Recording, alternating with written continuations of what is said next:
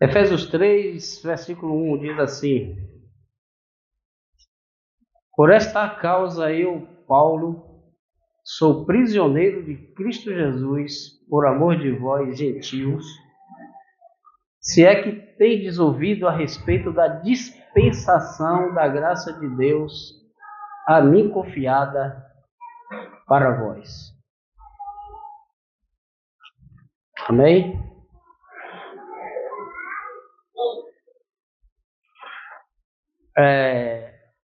Essa palavra dispensação, no grego, ela é traduzida no grego para nós como oikononia. Oikononia é a mesma tradução de dispensação. E essa palavra dispensação, dentro da teologia, ela trata com todas as eras que Deus tratou seu povo. Por exemplo, tivemos uma fase da dispensação chamada a lei, foi a lei de Moisés, o Velho Testamento, quando Deus conduziu seu povo ali no deserto e deu a lei. Mas agora, segundo as Escrituras, nós estamos em uma nova era chamada a etapa da graça. Nós estamos agora debaixo da graça. Então Deus vai de maneiras diferentes tratando o seu povo. E essa palavra no grego, como eu disse, significa oikononia. E ela se divide em duas partes. Oikos, casa, e nomos, lei. Significa o quê? A lei da casa, a administração da casa, a administração do lar, a administração da família. Isso se refere a aquelas antigas casas na época da Grécia e uma parte da Europa, onde o senhor se envolvia muito com os negócios, com o trabalho, com suas atividades, e nas casas antigas lá morava pai, mãe, irmão, irmã, genro, nora, cachorro. E o senhor da casa não podia administrar tudo isso sozinho, porque ele fazia muitos negócios, então ele contratava um mordomo, um administrador, um econômico. E esse mordomo, ele era responsável por tudo que envolvia aquela casa: alimentação, vestuário, saúde, escola.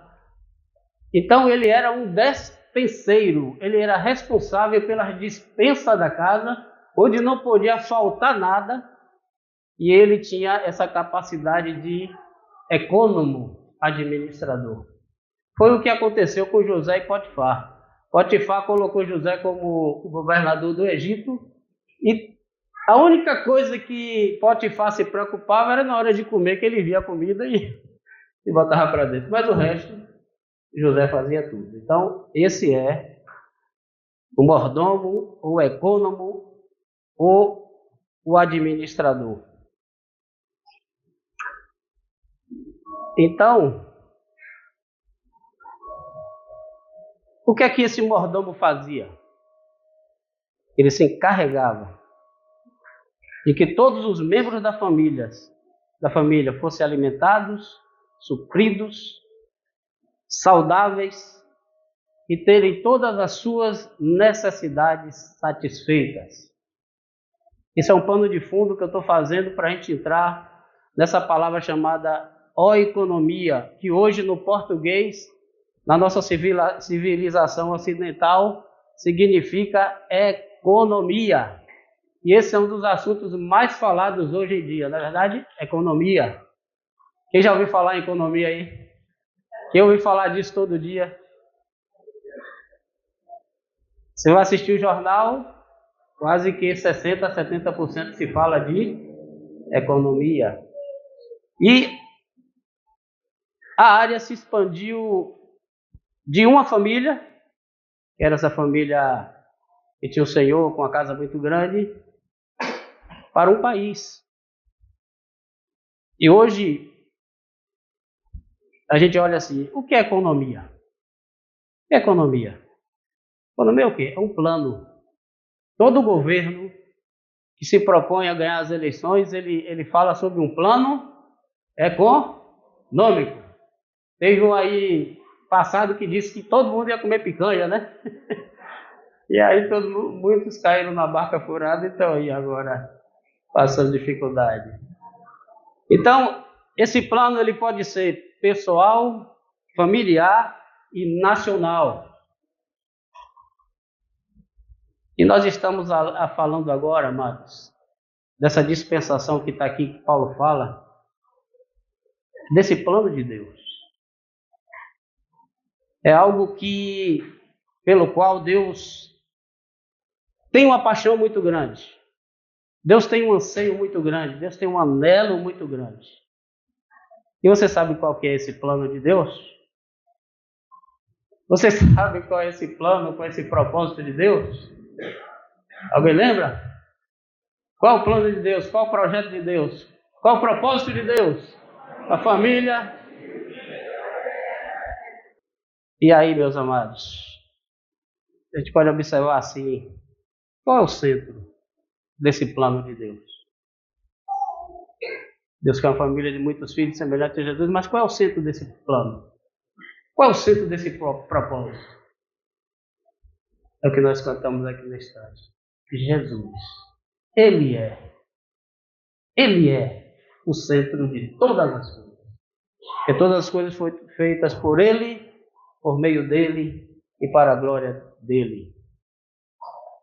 Então, como eu disse, o que é um plano econômico de um presidente, de um primeiro-ministro? Então, eles primeiro precisam saber quais são as riquezas desse país. Qual é a riqueza hídrica? Qual é a riqueza naturais? Quais são as riquezas minerais?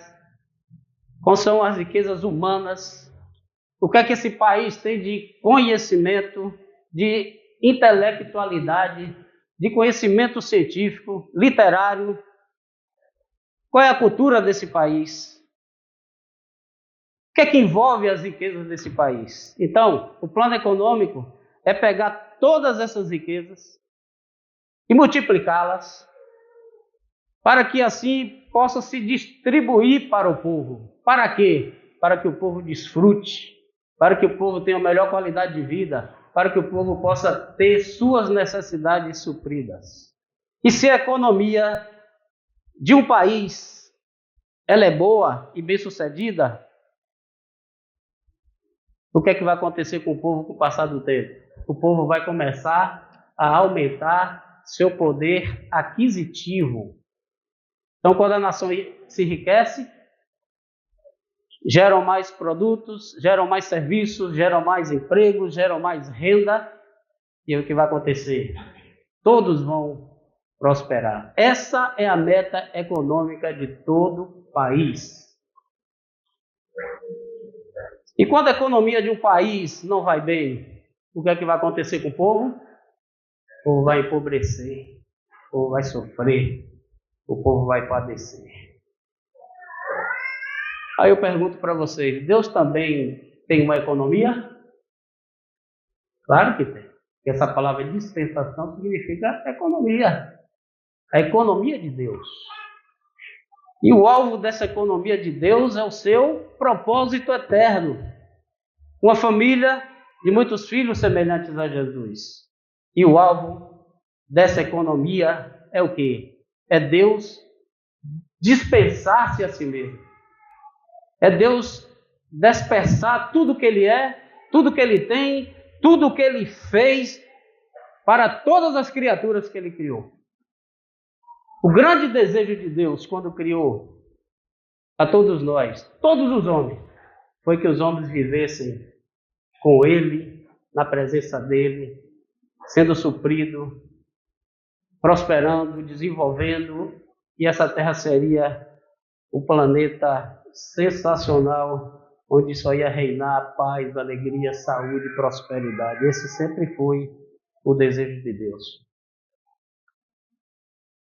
E o que é que Deus fez em primeiro, quando houve a queda? Aí Deus providenciou dar a gente Jesus. Deus providenciou dar Cristo para as pessoas e tornando as pessoas filhos dele. E depois, continuando a dispensar. E dispensar quer dizer o quê? Distribuir. Deus quer distribuir esse Cristo para as pessoas.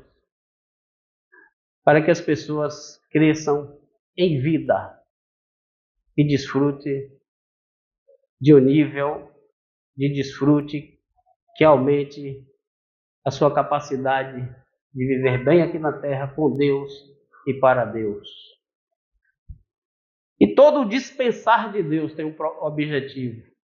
Deus quer dispensar tanto o Cristo para nós, que nós desfrutemos dele, que nós usufruamos dele, ao ponto de que cheguemos à medida da estatura de Cristo. Que nós cheguemos a cada vez mais tornar plena essa filiação. Esse é o grande desejo de Deus. E na economia de Deus, nós só temos, sabe o quê? Jesus. Qual é o recurso de Deus? Jesus.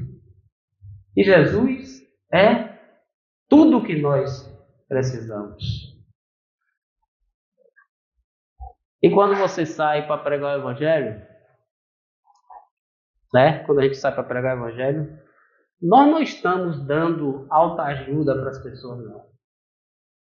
Nós não estamos dando simplesmente regras morais de prática e boas práticas. Um padrão moral, nós não estamos fazendo só isso, porque muitas religiões fazem isso. Prega um padrão moral, que se você tiver moralmente bem, que você vai ser reencarnado, não sei o quê, e você vai se dar bem lá no além, mas nós não pregamos isso. O que é que queremos dar para as pessoas é o quê? É Cristo. E Cristo é e deve ser o nosso foco. É esse Cristo que precisamos. E Deus quer distribuir esse Cristo para as pessoas. Você consegue entender isso? Que Deus quer distribuir esse Cristo para as pessoas, mas Ele precisa de uma coisa. Ele precisa de um canal. E esse canal somos nós. É como se fosse assim, um reservatório de água com 1 milhão de litros. O que vai ser necessário para essa água toda chegar nas casas para suprir as necessidades das pessoas? Sanação, tubulação, para que essa água possa passar, fluir e chegar nos lares. Mas para isso, nós precisamos estar conectados com essa caixa d'água. Porque se nós não estivermos conectados com essa caixa d'água, nós não vamos ter muito sucesso em nada. E essa caixa d'água, que é esse Cristo, que está em nós hoje pelo seu Espírito. Mas o problema é que muitas vezes esse canal, esses canos, estão entupidos. Estão entupidos com conceitos, estão entupidos com pecados, estão entupidos com velhices, caduquices, tradições, e a água não consegue passar.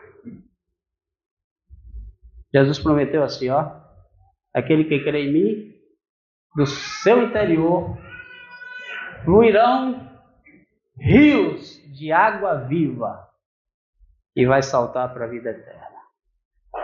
Agora, uma boa pergunta para todos nós aqui. O que é que está saindo de nós? O que é que está saindo de nós? Talvez aqui alguns ou muitos de nós só está saindo o quê? Conta-gotas. Top, top, top. Porque o cano está entupido. Pecado, mágoa, seja lá o que for, imoralidade, ressentimento, tristeza, negligência, preguiça, falta de buscar e contemplar a glória de Deus. Aí o rio não pode fluir, a água não pode fluir dessa tubulação por conta disso. Agora, meus amados, precisamos entender também que quando nós falarmos de Jesus para as pessoas, tem que ter entusiasmo, tem que ter paixão. Tem que sair rios de águas vivas dentro de nós.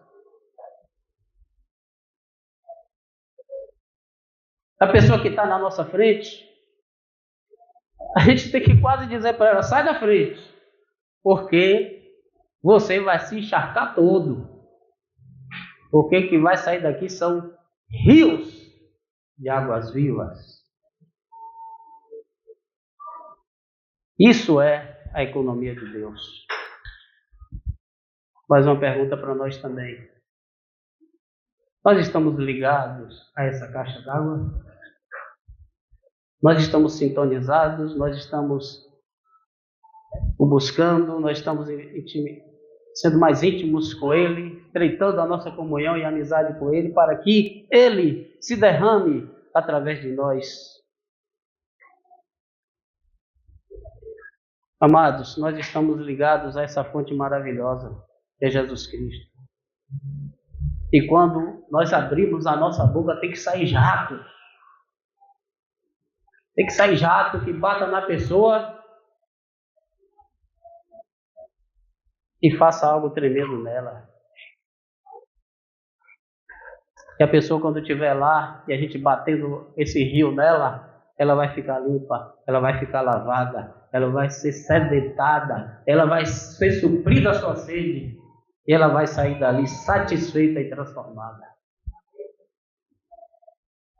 Agora, quando vai falar o Evangelho de Jesus, Jesus é maravilhoso. Rapaz, Jesus é assim maravilhoso, viu? Jesus é legal, Jesus é bom. Aí, alguns vão dizer assim, não tem interesse nesse Jesus teu aí não.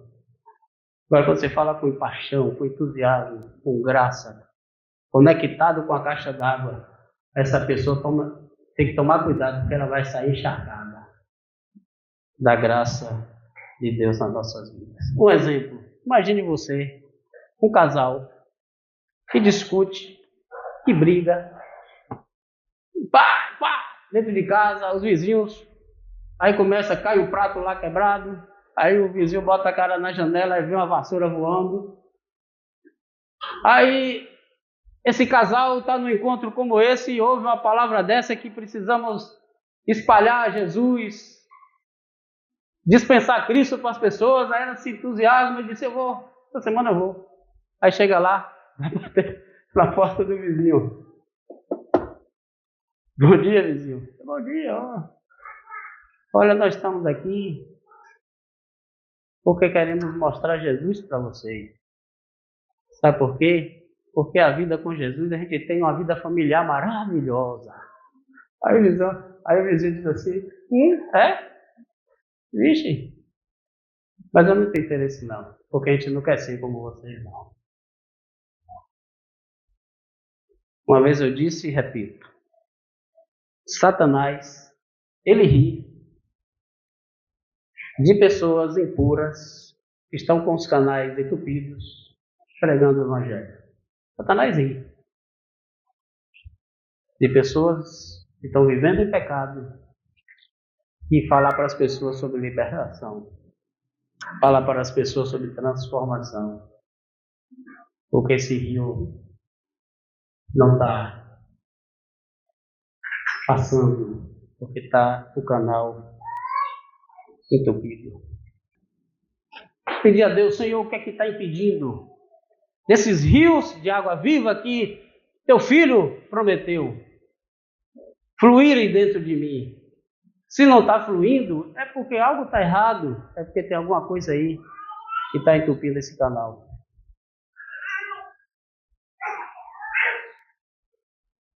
E quando o Espírito Santo de Deus desentupir o canal, você vai abrir a sua boca para sua família, seus amigos, seus vizinhos, para desconhecidos. E os rios de água viva vão bater nessas pessoas. Isto é o Evangelho. Capítulo 3, verso 2, Paulo diz assim: se é que tendes ouvido a respeito da dispensação da graça, da economia de Deus, da graça de Deus. E o que é que Deus quer dispensar?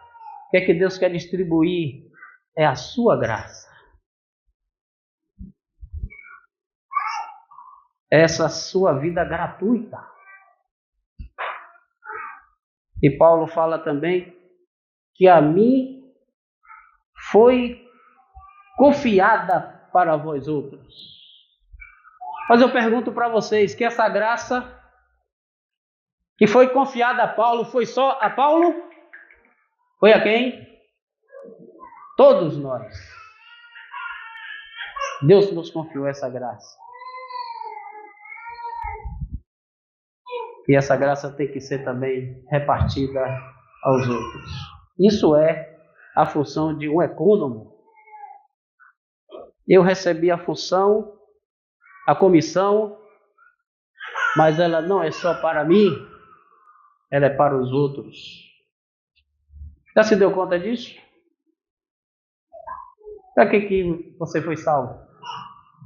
Para que Deus te revelou o propósito eterno dele?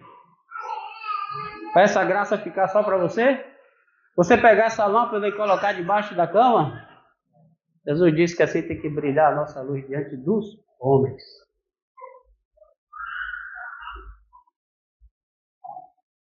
E Paulo fala, essa é a minha missão, pois segundo a revelação que me foi dada, a conhecer o mistério conforme eu vos escrevi há pouco resumidamente. Era um mistério que se chamava igreja. Paulo entendeu que o mistério de Cristo se chama igreja. Que Cristo, quando veio, ele veio chamar gentil, grego, cita, bárbaro, judeu, para que de ambos os povos se tornasse um novo homem, uma nova criação de Deus chamada igreja. Quando chegar o reino, tudo vai estar em ordem. Quando o reino de Deus chegar, o reino milenar de Cristo, tudo vai ficar em ordem. Hoje, o que é que nós vemos? Uma pilha de destroços. Mas tem uma coisa que precisamos saber. Que Deus está ordenando o mundo agora, através de nós. Por onde você passar, a coisa tem que ficar em ordem.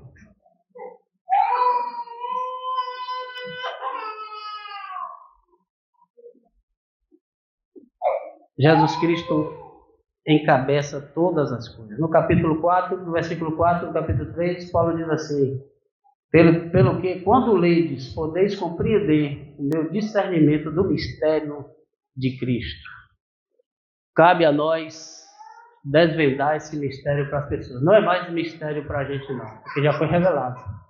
Mas muita gente aí não sabe o que é ser nova criatura, o que é ser igreja de Cristo, o que é ser um novo homem em Cristo, qual é o propósito eterno de Deus. E foi dado a nós esse mistério, essa revelação desse mistério, para a gente levar as pessoas. Então cabe a nós a gente desvendar esse mistério para as pessoas. Nós somos capazes de fazer isso em Cristo ou não?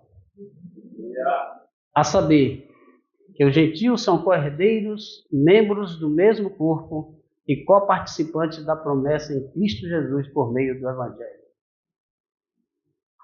Antes, eu era desvinculado de Cristo Jesus. Hoje, todos nós aqui participamos de Cristo através do Evangelho do qual Ele constituiu todos nós aqui ministros. A palavra diz que Deus concedeu a cada um de nós aqui o ministério da reconciliação. Nós temos a capacidade em Cristo e pelo Espírito de levar uma pessoa a se reconciliar com Deus. De que maneira? Dispensando Cristo para ela através do Evangelho. Vós, porém, sois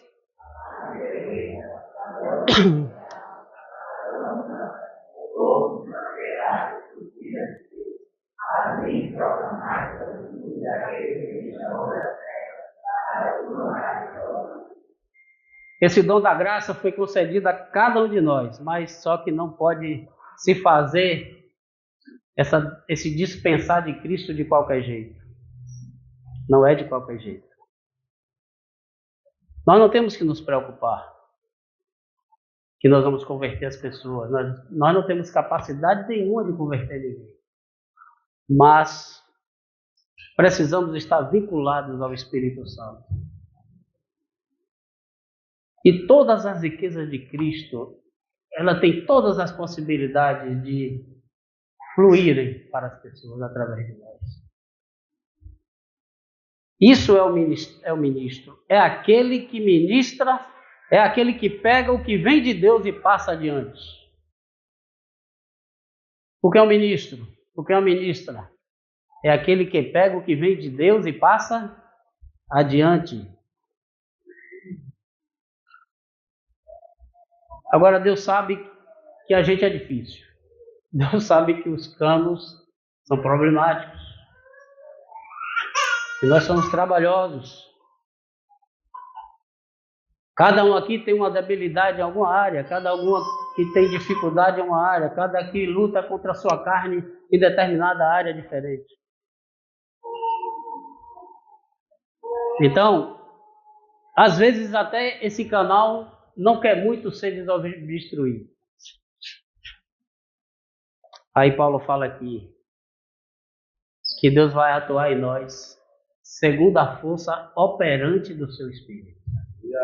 Aí sabe o que é que Deus vai fazer? Deus vai começar a fazer essa força operante agir em nós. Nós não precisamos resistir isso não mais. Sabe por quê? Porque mais cedo ou mais tarde, Deus quer transformar cada um de nós para que nós sejamos úteis nas mãos dele.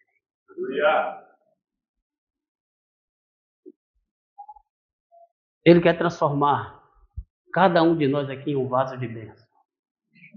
Quero ser um vaso de bênção. É isso aí que Deus quer. Para que ser canal de bênção que Deus quer que sejamos? Para a gente abençoar as pessoas. Mas Ele vai fazer isso com sua força operante do seu poder. E ela vai trabalhar na gente. E às vezes Deus vai colocar a gente em situações como colocou José. Quantas situações José passou, sem entender muita coisa, descansando e confiando na soberania de Deus, e Deus o exaltou de maneira gloriosa. Por quê? Porque Deus queria torná-lo útil nas suas mãos. Às vezes essa força operante, ela pode vir com a permissão de tribulação.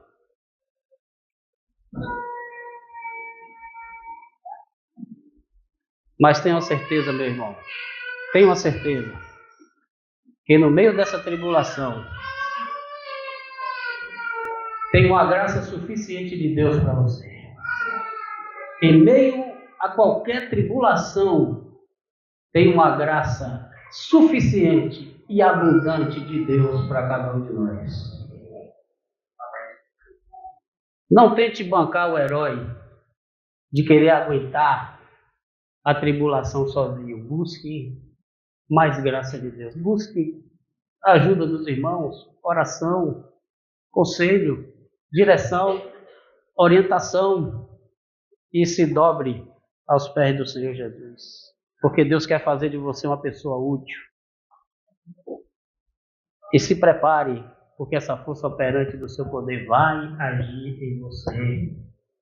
mais cedo ou mais tarde ela vai ter que agir para desentupir o canal, para que os rios de água viva fluam abundantemente.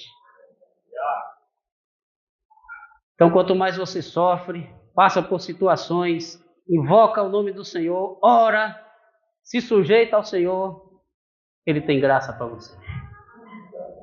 Paulo, por 3 vezes, pediu a Deus para tirar um espinho da carne lá que o perseguia continuamente. Eu não sei até hoje que espinho era esse, era uma enfermidade, se era uma dor de coluna, seja lá o que for. Aí Jesus responde para ele: a minha graça te basta, porque o meu poder se aperfeiçoa na fraqueza. Então, que o Senhor supra graça suficiente aqui para cada um de nós, porque Ele quer nos fazer ministros, econômicos, mordomos, administradores, despenseiros dessa economia dele. Verso 8: a mim, o menor de todos os santos, me foi dada esta graça de pregar aos gentios o evangelho das insondáveis riquezas de Cristo. Esse versículo aqui qualifica todos nós, sabe por quê? A gente olha para Paulo, rapaz, Paulo era muito grande, muito forte, muito potente na vida espiritual, mas Paulo está se colocando aqui como o menor de todos. Então, consequentemente, qualquer um, na visão dele, que viesse, poderia ser maior do que ele. Essa graça está disponível para qualquer um de nós pregar aqui, para todos que nós nos envolvemos e comunicar essas riquezas insondáveis.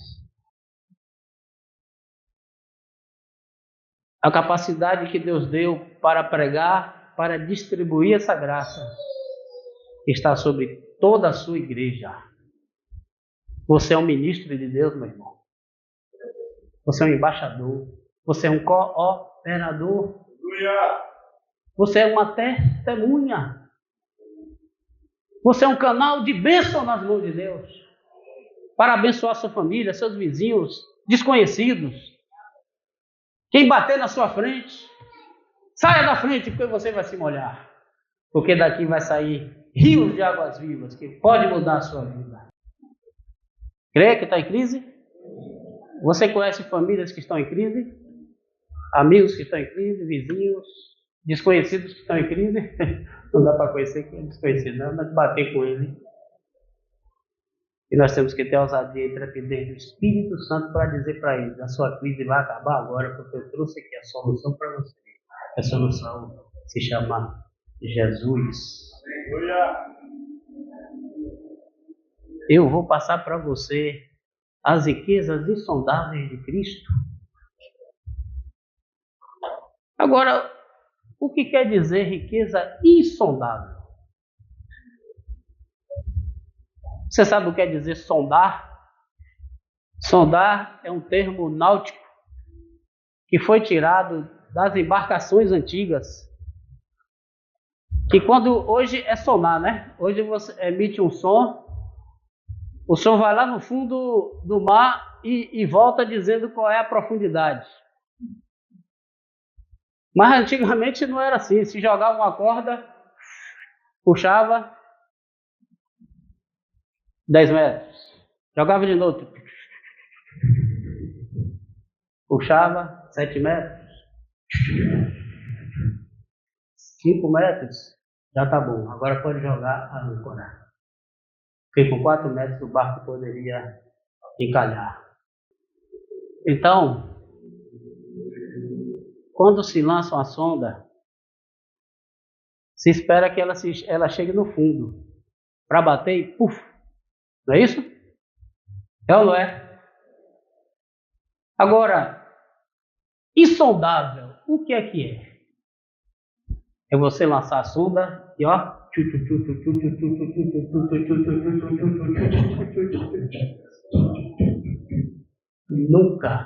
nunca vai ter fim.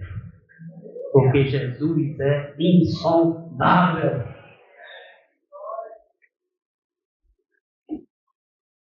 Nunca vamos encontrar limite nele. Nunca vamos encontrar o fundo. Nunca vamos ouvir o barulho. Puf. Esse local da gente aqui de reunião é sondável? É insondável? Não, né? Dá mais ou menos o que aqui? É bom aí de 20 por 10, 20 por 12, o que é isso aqui? É o quê? 10 por 10? 20 por 20? Pronto. Quanto cabe aqui mais ou menos? Se botar mais gente de cadeira até aqui perto da mesa, vai o quê? 200, 300 pessoas? Então é sondável, não é insondável. Ah, mas beleza, vamos aumentar isso, vamos. Estádio Valdomirão, é insondável? As praças de Jiquié, é insondável? São insondáveis? Não tem limite para Jesus, ele quer todos os homens sendo pregados no Evangelho. Nós precisamos ampliar o horizonte da nossa visão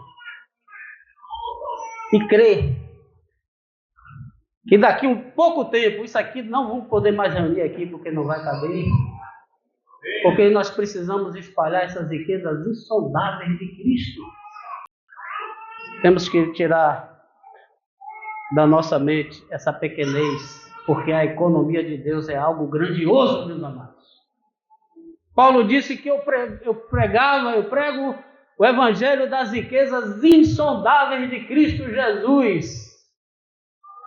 Precisamos ampliar nossos corações, que Deus alargue o horizonte da nossa visão para vermos com os olhos de Deus. E tem muita gente nessa cidade aqui que precisa dessas riquezas insondáveis.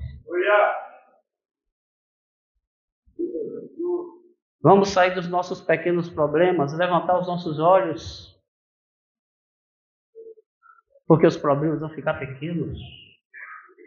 Você levantar os seus olhos para o eterno, para o insondável, para o poderoso, para o glorioso, que tem nas suas mãos toda a sabedoria e graça e capacidade para resolver nossos conflitos, nossas tribulações, nossos problemas, eles vão ficar bem pequenininhos. A vida que Deus deu para cada um de nós é uma vida que vence. É uma vida de vitória após vitória, de um degrau de glória a outro degrau de glória. As insondáveis riquezas de Cristo. E manifestar qual seja a dispensação ou a economia de Deus do mistério desde os séculos ocultos. Em Deus, que criou todas as coisas, para que pela igreja, que é o mistério de Cristo, a multiforme sabedoria de Deus se manifestasse. Sabe o que é multiforme? Muitas formas. É redondo, é quadrado, é octagonal, é triangular. Multiforme sabedoria de Deus. Cristo pode ser desfrutado, meus amados, de todas as formas. Da multiforme sabedoria de Deus. Ou seja, a sabedoria de Deus vem para suprir as suas necessidades em toda e qualquer situação da sua vida.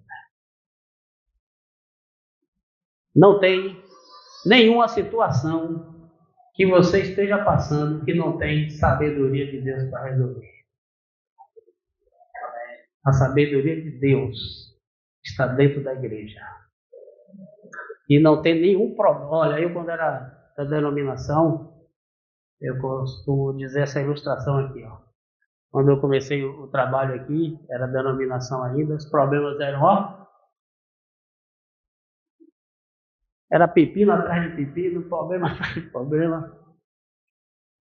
Mas hoje, pela multiforme sabedoria de Deus, pela graça de Deus, para a dispensação dessa economia, das riquezas insondáveis de Cristo, ó.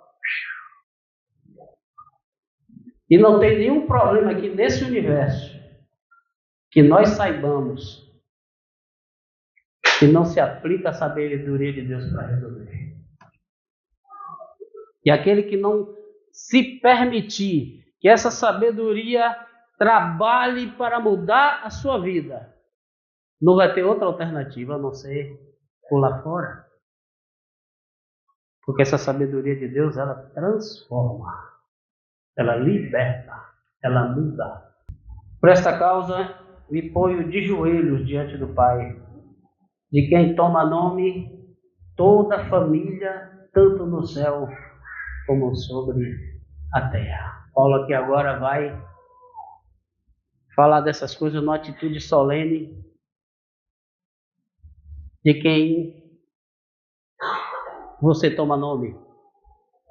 Você toma nome, sabe de quem? Do Pai, do Papai, do Paizinho. E como bons baianos, do Paiinho. Você toma nome do Pai. Ele é o nosso Paizinho. Abba, Pai. Amados, para nós participarmos da economia de Deus, nós precisamos também do homem interior. Verso 15 e 16. Para que segundo a riqueza da sua glória, vos conceda que sejais fortalecidos com poder, mediante o seu espírito no homem interior. Para que o canal fique livre e flua todas as virtudes de Cristo, Deus precisa do nosso interior. Hoje o mundo, ele presta muita atenção no homem exterior, na beleza física, no físico, mas a palavra diz que Deus não vê como o homem vê, Deus vê o coração interior. Quando Deus foi chamar um rei para substituir Saul, que se corrompeu, o profeta foi na casa de Jessé e foram trazendo logo os grandões, os bonitões, saradões. O Espírito Santo dizia, não é esse, não é esse, não é esse, não é esse. Tem mais algum? Tem um menininho aí que cuida lá das ovelhas, um negocinho lá, mas não chama ele, não chamar.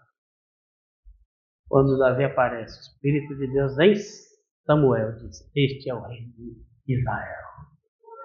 Porque Deus vê o que está dentro. A gente só vê a casca. Deus vê e conhece o nosso interior. Sabe quem é dele e sabe quem não é. Sabe quem está entupido e sabe quem está desentupido. Sabe quem está com o pecado escondido e guardado e sabe quem está andando na luz. Deus conhece todas as coisas. Quantos fios de cabelo tem na nossa cabeça? Quantos de grãos de areia tem no mar? A palavra diz que os céus não podem conter a Deus, porque Ele é extremamente grandioso, poderoso, onisciente e onipotente.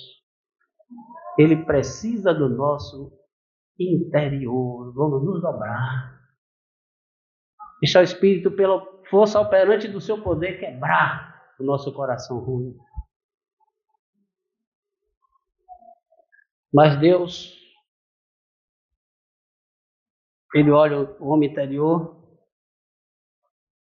e Ele quer fortalecer o nosso homem interior. Porque é lá onde nós estamos vinculados com Ele, no Espírito. As profundezas do nosso ser é onde Deus habita. Cristo quer morar no seu coração. Na economia de Deus, Cristo quer morar lá dentro do seu interior. E há alguns que dizem assim, Senhor, pode entrar na cozinha, pode entrar no quarto, pode entrar na sala, mas esse quartinho aqui, não dou a chave para ninguém. Jesus só salva aqueles que são inteiros. Ele se tornou o autor de eterna salvação para aqueles que lhe obedecem. Se eu não tenho a capacidade de dar tudo, eu não posso receber tudo. Deus quer ser dono da sala, da cozinha, do quartinho, do depósito, do quintal. Ele tem que ser Senhor. Todo o nosso interior. Até lá no porão, ele tem que ser o dono. Se você tem algum canto na sua vida que não dá chave para ninguém,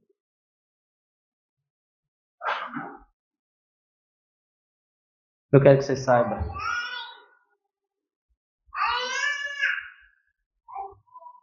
Verso 17. E assim habite Cristo no vosso coração pela fé, estando vós arraigados e alicerçados em amor. Habite Cristo aonde? Habite Cristo aonde? Jesus quer habitar em você, meu irmão. Ele quer fazer morada. Ele quer se deleitar conosco. Ele quer passear conosco. Ele quer jantar conosco, almoçar conosco. Ele quer ser o dono da nossa casa. Que visita gloriosa. Visita não. Errei. Ele não quer visitar não, ele quer morar dentro de nós. Verso 18. A fim de poder compreender com todos os santos, com a largura, comprimento, a altura e a profundidade. E conhecer o amor de Cristo que excede todo o entendimento, para que sejais tomados de toda a plenitude de Deus. A gente tenta compreender. Não dá para compreender na sua plenitude e totalidade. E para a gente compreender, não é sozinho. Para que possais compreender juntamente com quem? Todos os santos. Eu preciso de você, você precisa de mim, nós precisamos de Cristo até o fim. Ninguém aqui é suficiente em si mesmo. Ninguém aqui pode receber plena compreensão e plena revelação sozinho. Por isso que a palavra diz que Cristo é tudo em todos. Precisamos beber da graça de Deus que está na vida de cada um aqui. Cada um aqui tem uma graça abundante de Deus que eu não tenho, que você não tem, que o outro não tem. E aí a gente vai se suprindo e se enchendo das riquezas de Cristo que está espalhada e derramada aqui sobre todos nós. São os nossos pastores que estão lá fora, são os irmãos santos que comunicam a palavra. Qualquer irmão que chega e traz uma palavra de Deus, é aquilo que o Espírito Santo vai usar para que você possa compreender mais o amor de Deus. Sozinho não tem chance. Não com 2, nem com 3, nem com 1000, com todos os santos. Qual é a largura? Qual é a largura de Cristo? Vamos jogar som daí? Qual a altura? Qual é a profundidade? Ele é insondável.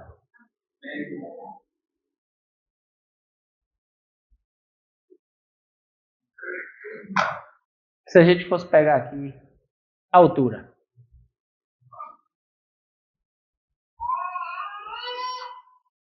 Você sabe o que é um ano-luz? Um ano-luz é um ano que a luz é a distância da luz que a luz percorre a Terra em um ano. Um ano-luz, né? A circunferência da Terra no Equador é de 40.000 quilômetros. A velocidade da luz é 300.000 quilômetros por segundo. Quando a gente solta um facho de luz, a luz ela vai mais reta. Mas vamos pensar na luz rodando circunferência da Terra. Você solta um facho de luz, sabe quantas voltas a luz dá na Terra em um segundo? 7 voltas e meia em um segundo. Qual é a altura de Cristo? Insondável. Grandioso é o nosso Senhor Jesus. Verso 19. Conheceu o amor de Cristo, que excede todo entendimento, para que sejais tomados de toda plenitude de Deus e conhecer o amor de Cristo, que excede todo entendimento. Meus irmãos, eu quero fazer um apelo aqui nessa noite. Queiramos conhecer esse amor. Queiramos conhecer este amor, porque ele é um dos itens da economia de Deus. Amar as pessoas como Deus amou.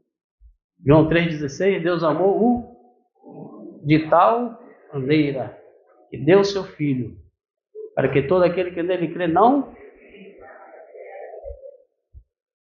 amar as pessoas com este amor que excede todo entendimento.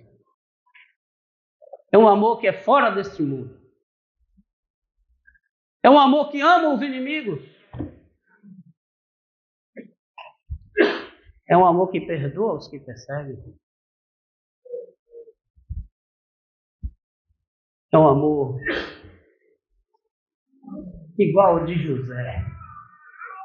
Todo o mal que aqueles irmãos fizeram com ele, Deus transformou em bênção.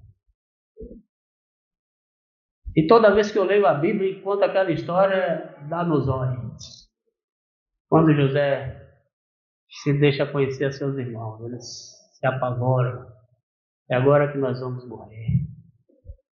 Não é nada disso, porque Deus permitiu que vocês fizessem isso para eu estar aqui agora, socorrendo todos vocês. Porque Deus é Deus. Quando tudo parece que está errado, que nós estamos sendo injustiçados, perseguidos, humilhados, seja lá o que for. E eu conheço aqui quantos irmãos que vivem uma tribulação aqui, que a gente ora, clama a Deus, quantos aqui com maridos complicados, filhos complicados, eu que eu diga, quantos aqui problemas diversos, mas se a gente se humilhar debaixo da potente mão dele, teremos graça suficiente para superarmos essas adversidades. Esse amor eu quero conhecer. Não conheço ele profundamente ainda.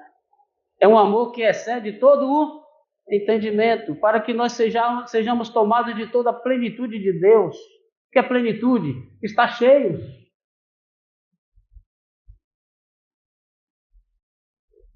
Aquele que é cheio não é uma bola murcha, não. É cheio. Quantos estão vivendo aqui uma vida murcha? Entristecida, deprimida, improdutiva, infrutífera. Por quê? Porque o canal está entupido. Porque as riquezas insondáveis de Cristo não estão varrendo de você os obstáculos que você não está permitindo.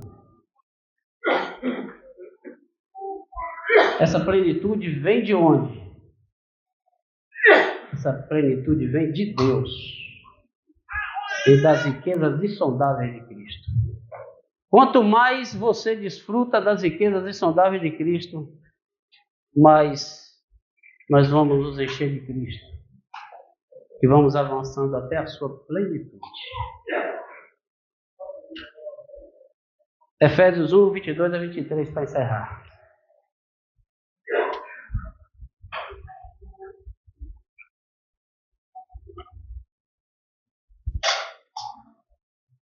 Efésios 1, 22 a 23 diz assim: E pôs todas as coisas debaixo dos seus pés, e para ser cabeça sobre todas as coisas o deu à igreja, a qual é o seu corpo, a plenitude daquele que tudo enche em todas as coisas. Jesus está aqui entre nós e em nós. As riquezas de Cristo estão em cada um de nós. Precisamos dispensar essas riquezas um ao outro, a nossa família, vizinhos, amigos e a desconhecidos que baterem com a gente. E as pessoas precisam ver a plenitude de Cristo em nós, em muitos aspectos, mas eu quero só terminar aqui. Eu faço uma pergunta: as pessoas que vêm aqui nos nossos encontros, contatos ou não, amigos, parentes, vizinhos, elas conseguem chegar aqui e serem contagiadas? Elas conseguem chegar aqui e ver a gente adorando, louvando com entusiasmo, com paixão, com dedicação, com deleite na presença do Senhor? Ou chega aqui e vê, Ele é a imagem do Deus invisível. Ele é. Eles podem sentir a presença de Deus aqui com a gente? Eles podem sentir que da nossa boca pode sair jato de água viva que pode molhar ela? Que o Senhor nos ajude a sermos mordomos, econômicos, administradores dessa economia, desfrutarmos, deleitarmos, nos embebecermos das graças, das riquezas insondáveis de Cristo e, ao mesmo tempo, distribuir esse Cristo às pessoas. Quando a gente se bater com eles, vai acabar a crise dele. Quantos aqui estavam quase, eu não sei nem a história de muitos aqui ainda, mas talvez muitos aqui já estavam no casamento terminado. Mas o jato da água viva chegou na hora. Bateu e varreu toda a crise. E agora o amor está voltando. A paixão, o carinho, o afeto, o desejo. Sabe por quê? Porque esse rio de água viva, ele vai fluir dentro de nós, que vai saltar até a vida eterna. Vocês creem nisso? Se creem nisso, fique em pé, ore comigo para a gente ser mais cheio desse amor e dessas riquezas.